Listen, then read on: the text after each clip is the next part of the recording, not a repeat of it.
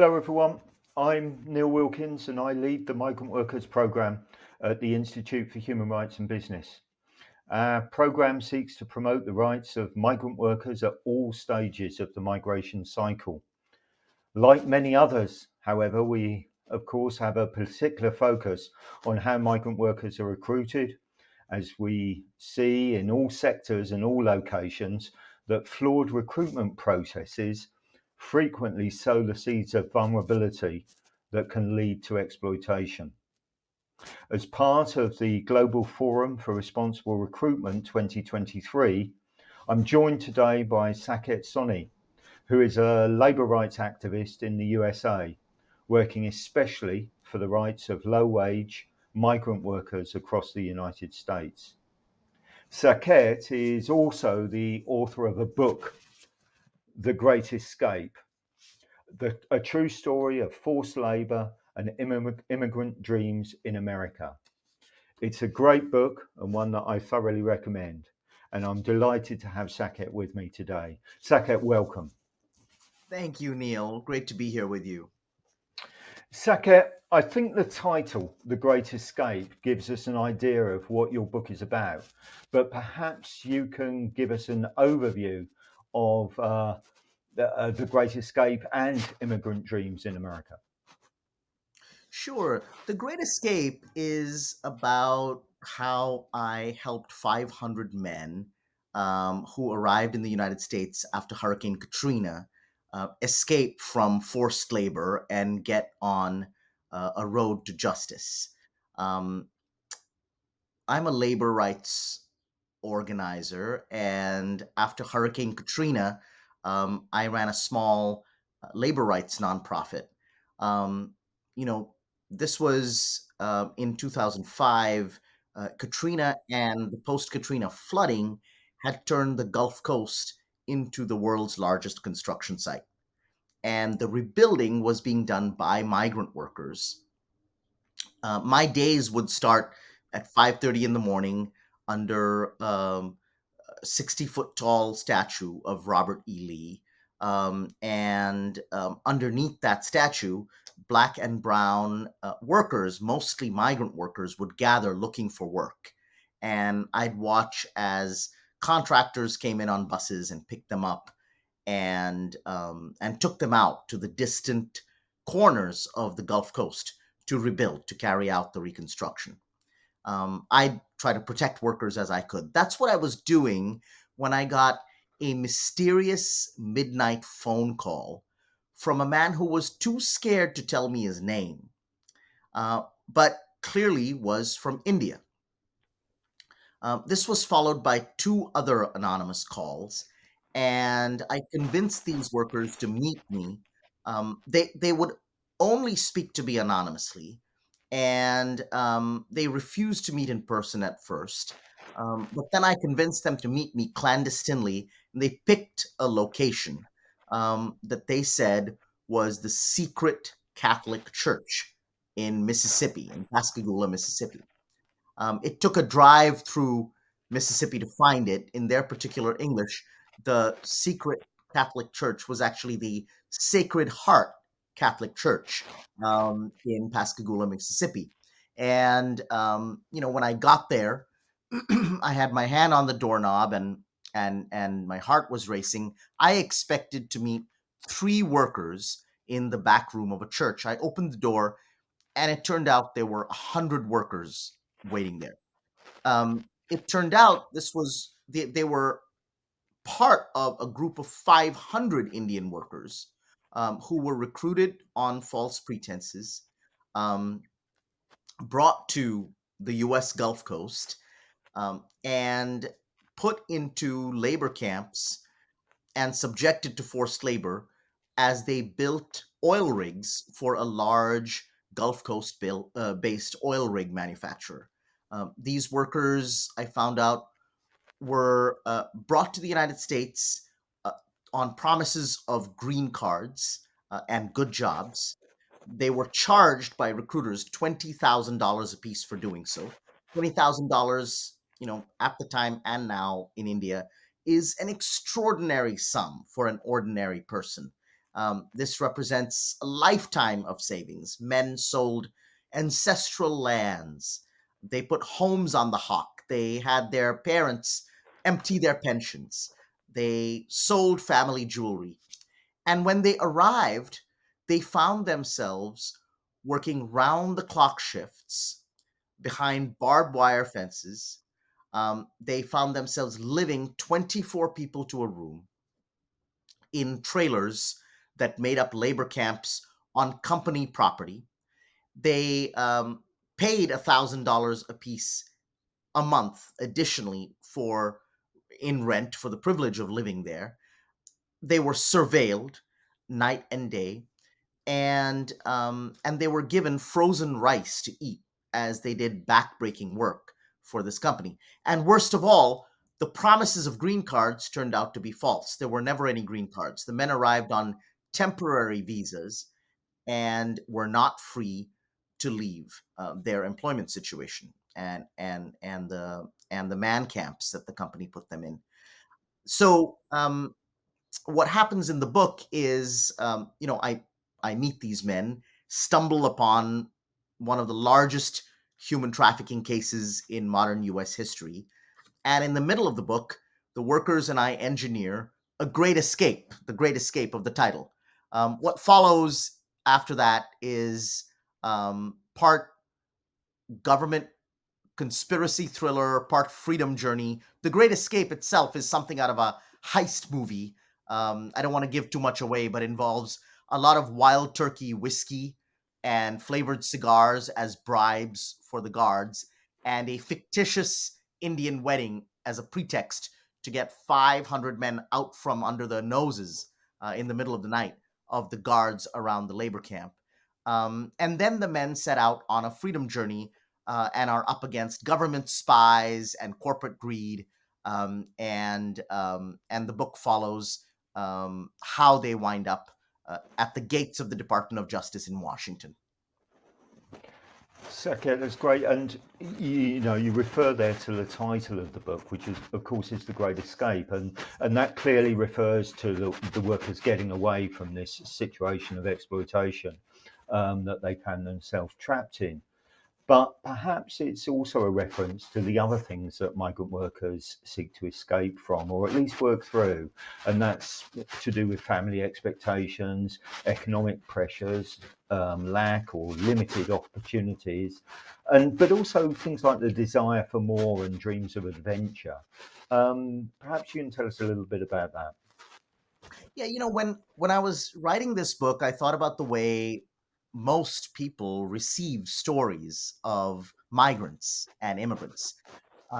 Most people get those stories from the news, and in the news, here in the United States and probably around the world, in the news, migrant workers and migrants in general uh, either need to be um, either have problems to be solved, or they are the problem. They're either victims to be rescued, or political problems for entire nations. You look at what's happening in Greece now, and how the EU is dealing with the migrant problem, not looking at migrants themselves as complex human beings. That's what I wanted to do.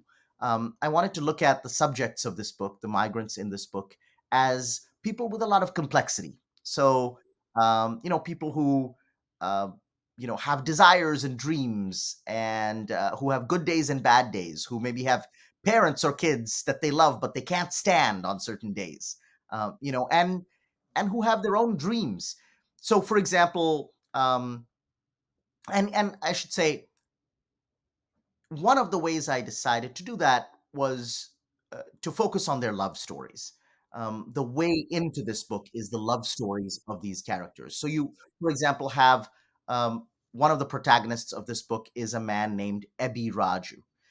Ebi is a young man in India. He's a 20-something motorcycle riding young welder, whose biggest problem before he's trafficked to the United States of America is that his mother is trying to drag him into an arranged marriage. He just doesn't want it.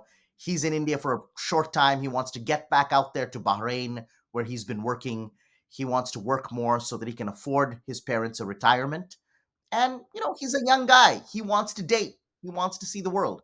Well, his mother won't have it. And she's advertised in the matrimonial pages um, of the local newspaper that her son is an eligible bachelor. Well, Ebby's, kicking and screaming, but then he accidentally winds up on a phone call with the woman that his mother has chosen as his bride to be. And he hears her voice. And upon hearing her voice, he just falls in love with her. He hadn't planned to, but now he's in love, and he has a new problem, which is he wants to go to America, but he also wants to marry this girl. And so I'll read to you from a moment in the book where Ebby has um, already been betrothed to this woman, and then um, has gotten on a phone call with her and has fallen in love with her. So he's now agreed to the marriage, but he's trying to figure out how to tell her that he needs to go to America. Their sanctioned courtship started after the marriage was set.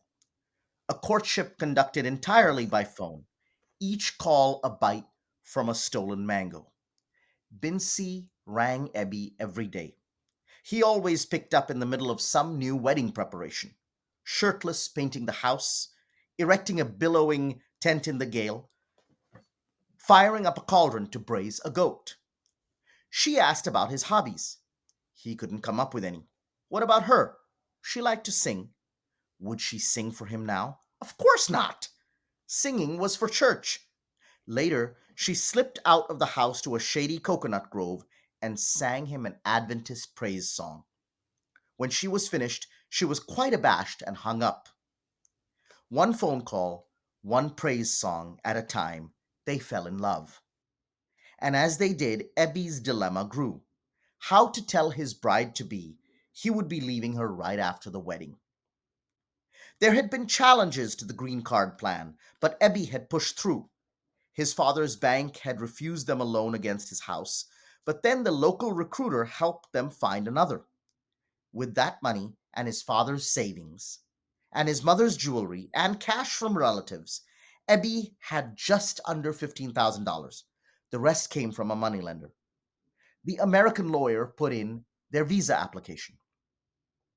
He couldn't tell Bincy on the phone, and he was forbidden from seeing her in person before the wedding.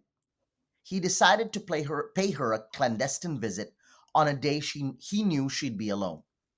He rode up to her house and called her. As usual, she answered immediately. How are you? Where are you? Look outside. He waved to her from his motorcycle. She gave a squeal of delight, then caught herself and switched to a scandalized tone. You can't be here.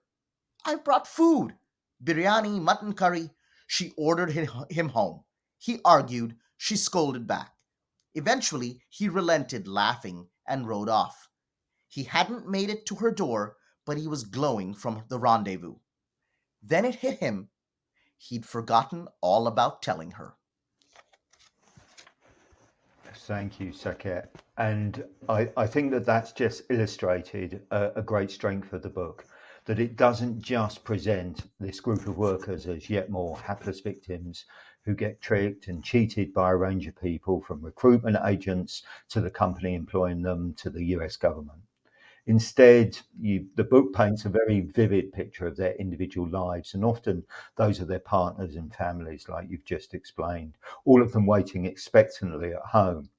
And you clearly became very close to many of these workers. Yeah, one of the things that sustained me through a very difficult campaign was the friendships I built with these men. So, for example, Ebby Raju, the character I just read about, he and I continue to be friends.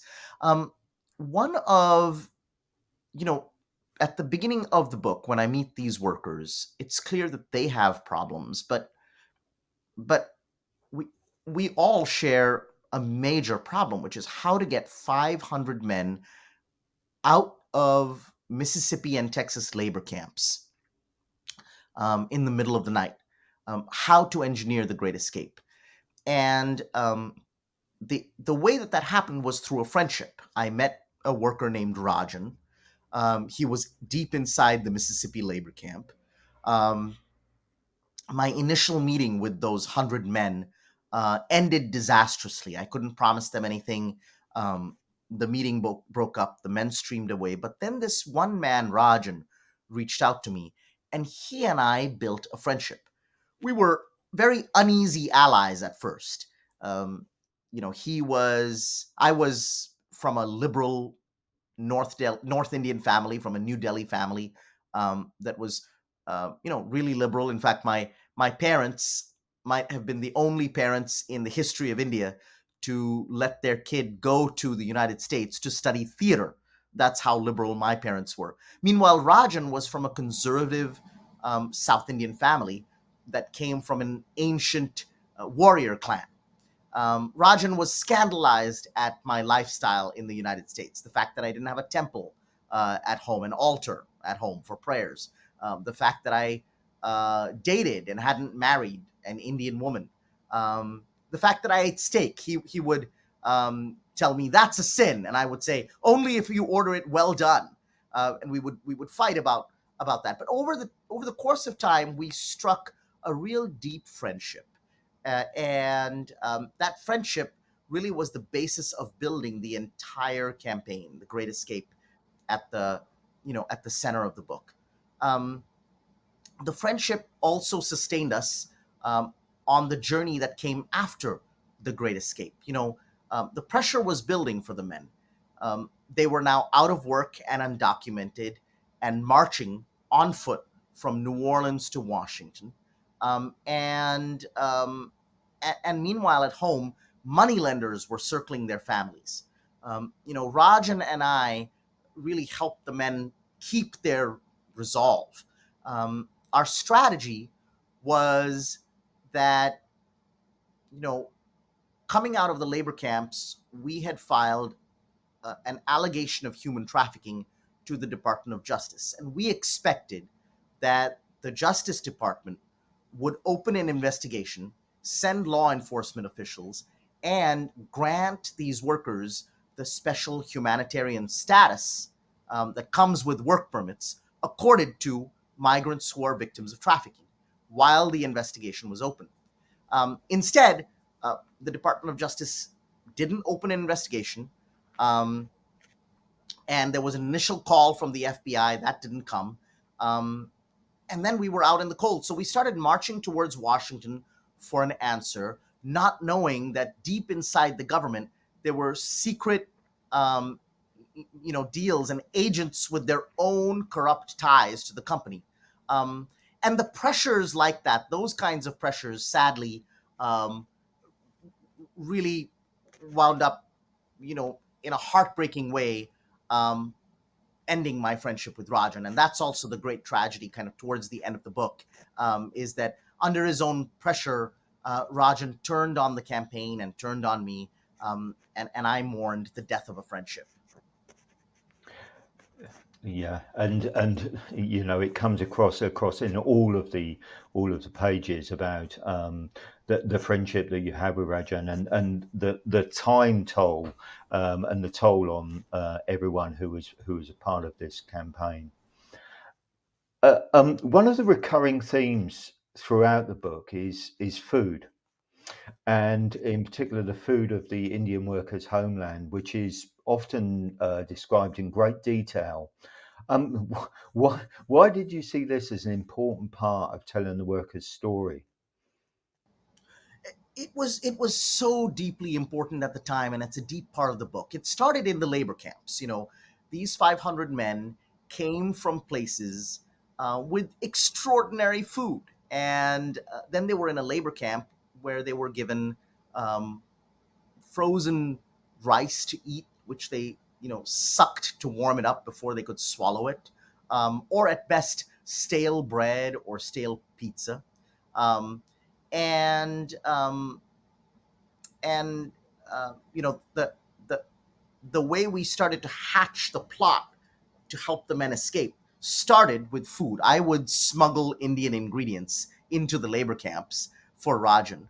Rajan would commandeer the kitchen in the labor camps, and he would start to cook up these extraordinary, simple but extraordinary meals. A simple dal, yellow lentils collapsed into a soupy mix, stirred with cumin and oil. And these flavors and smells in the labor camp woke the men up from their catatonic hopelessness, from their state, um, and it revived their hopes. Um, those meals um, were the occasion for Rajan to recruit them into talking to me.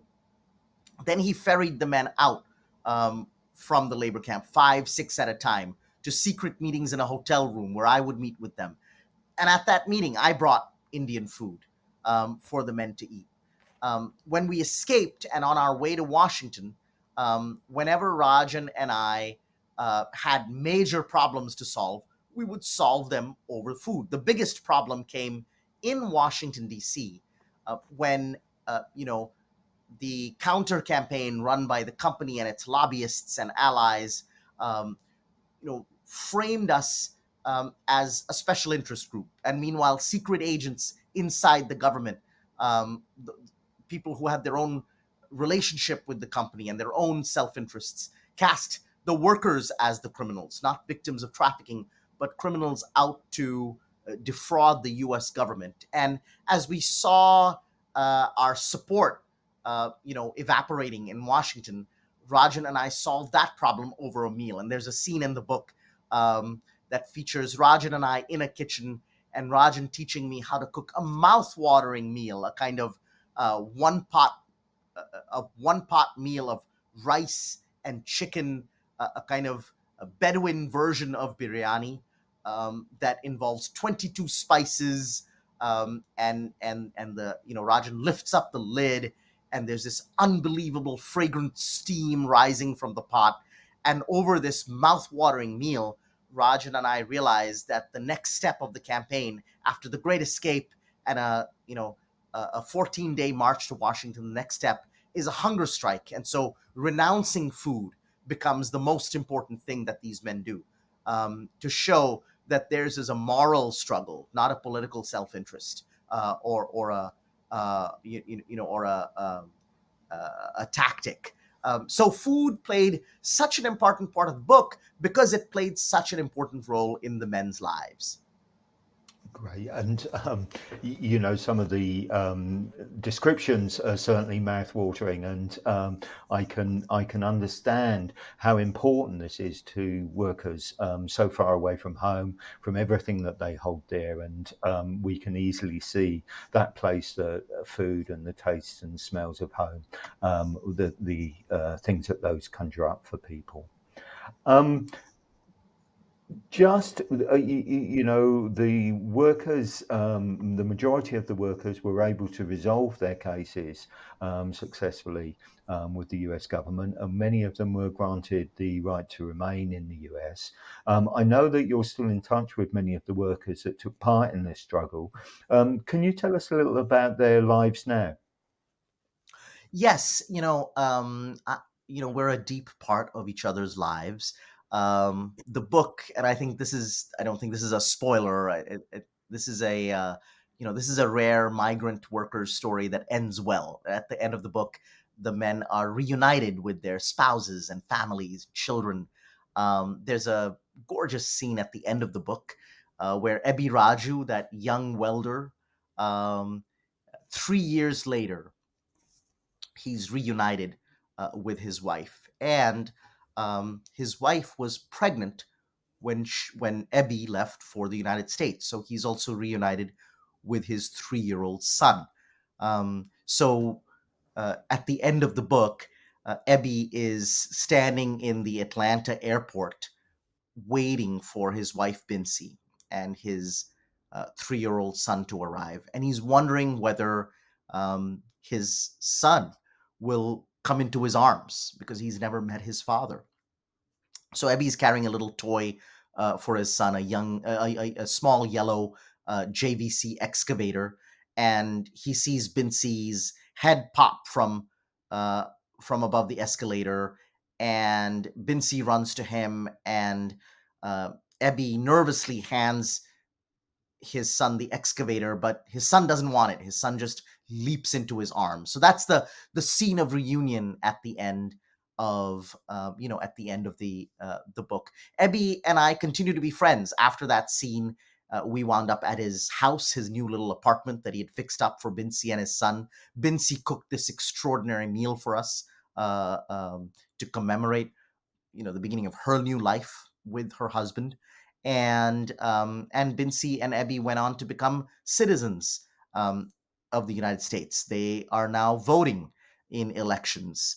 Ebby and I went to India a few months ago to meet his extended family in India. So in a beautiful way, the workers and I are in each other's lives. We're friends, and they're now joining unions.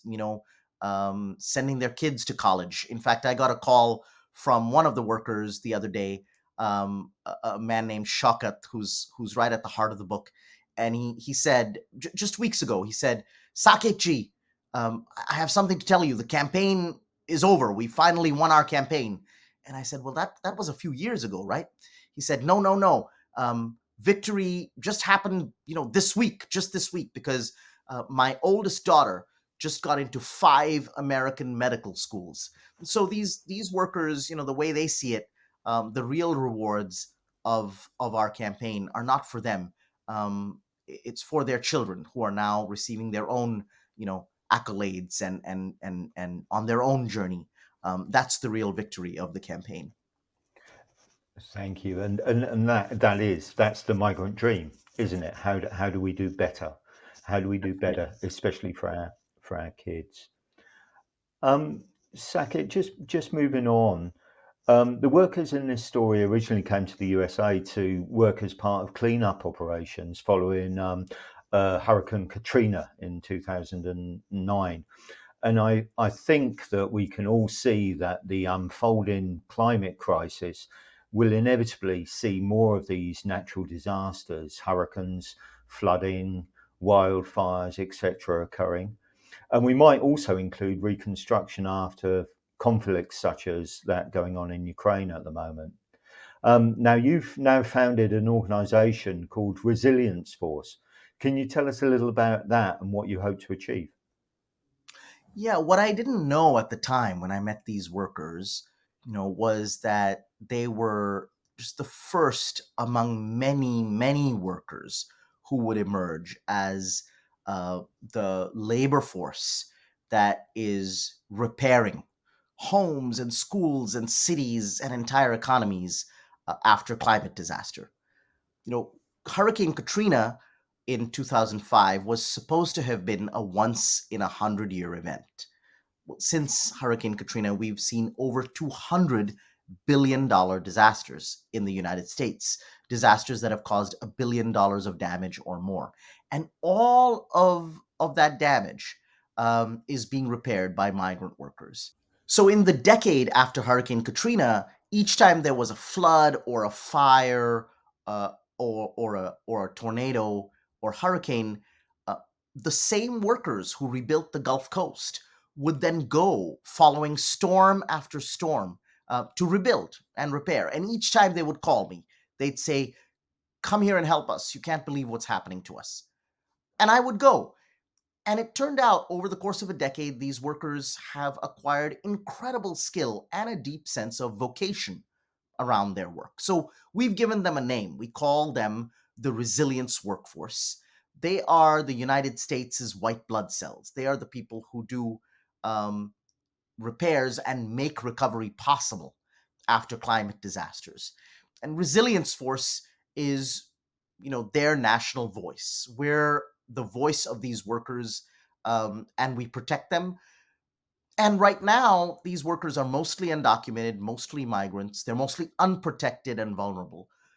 But also, there aren't enough of them. What we really need in the climate change era is a resilience workforce of millions. That's part of what we're doing, is building a millions strong workforce to rebuild and repair at scale in an era of climate disasters. These workers are also rebuilding social cohesion. A lot of times you have immigrants building the homes of people who thought they hated immigrants until a flood came, and then they were relying on these immigrants.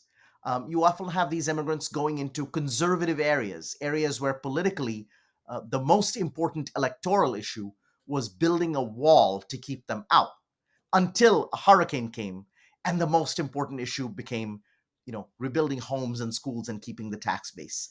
So we're at work building the bonds and lasting friendships between migrants and the U.S. born, between the workers and their beneficiaries, so that those lasting friendships can be a source of true resilience. I think that we saw very similar during COVID, of course, with key workers, the nurses, the care home assistants, the dust cart men, all of these people who kept our vital services going at some risk to themselves during these disasters. And I think that the other point is that, even though we use the word crisis to describe these situations, that's not an excuse to suspend normal labour rights and other associated sort of international standards. And so, are there any specific recommendations that you'd like to make in dealing with the aftermath of these disasters? How can governments and businesses react when these things happen? And what is the best way to protect these very vital workforces? Well, I think it's just what you said. The sense of emergency and the sense of crisis has been used all too often as an opportunity to suspend labor rights, to cut costs by, putting 8 people in a room instead of 2 in a cleanup site, or to say, well, we don't have, we don't have the luxury right now to raise wages. In fact, we need to reduce wages. And instead of that, what we really need to do is look at disasters and their aftermath as a reason for bolstering labor rights, a reason for um, for making sure the workforce on whom recovery depends, that workforce and all of its members are safe and secure. Because we suddenly live, disasters reveal that we live in an interdependent world. We depend on these workers. You know, During the pandemic here in the US and probably around the world, we were going out into the streets or up on our balconies on Friday nights, and we were applauding for essential workers. The sounds of clapping would rain down, in cities like New York and Chicago. In New Delhi, people would go up with pots and pans and clang, um, y- you know, to express their gratitude. And gratitude is important. It was really important that there was recognition for the essential workers who kept us going. But gratitude isn't enough. People also needs rights and respect and union contracts and um, and a chance to protect themselves from the raging pandemic or whatever other emergency. For businesses in particular, um, what I see all the time is there's two kinds of businesses after disaster. There's the businesses that want to get on the high road and they need help. They want to treat workers well because they understand that their workforce is the key to their business. The only competitive advantage they have is a reliable, ready workforce that is skilled and trained and can carry out the work, of recovering from an emergency. And they want to do right by their workers and they're guided by values. Those are the high road businesses. But we all have a responsibility to make sure those businesses have incentives to stay on the high road. Instead, what you have is a world where the high road businesses can be undercut anytime by the low road businesses, the ones who don't pay well, the ones who cut costs, the ones who are only too happy to steal wages or make promises to attract workers and then pay, much less than they offered.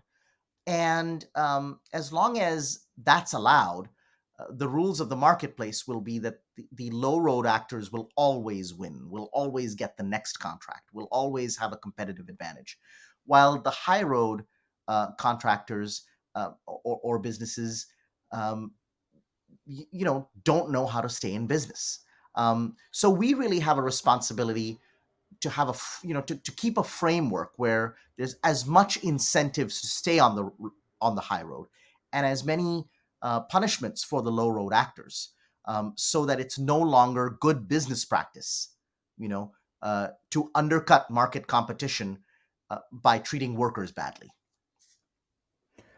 I think the point you make is one that's very well made, and it's always important to remember that decent labour rights that are effectively and consistently enforced don't just protect workers; they also protect law-abiding business that's trying to do the right thing, Mm-hmm, and we mm-hmm, see that in all of our work across the mm-hmm, world.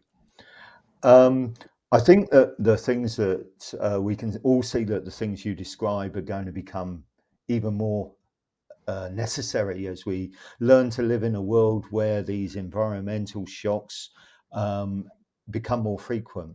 It's clearly vital that we try to establish some common standards for these situations, and crisis cannot be used to overturn hard-won labour and human rights. The workers involved in the reconstruction and rebuilding that's needed are effectively key workers, essential workers, all the more reason to treat them with respect and dignity. Saket, thank you for speaking to me today. It really is much appreciated. And Saket's book, The Great Escape, A True Story of Forced Labour and Immigrant Dreams in America, is available in all good bookstores. And you can find more about his organisation Resilience Force at the link on the screen. Thank you, Saket, very much. Thank you, Thank Neil. you. Great to be with you. Bye.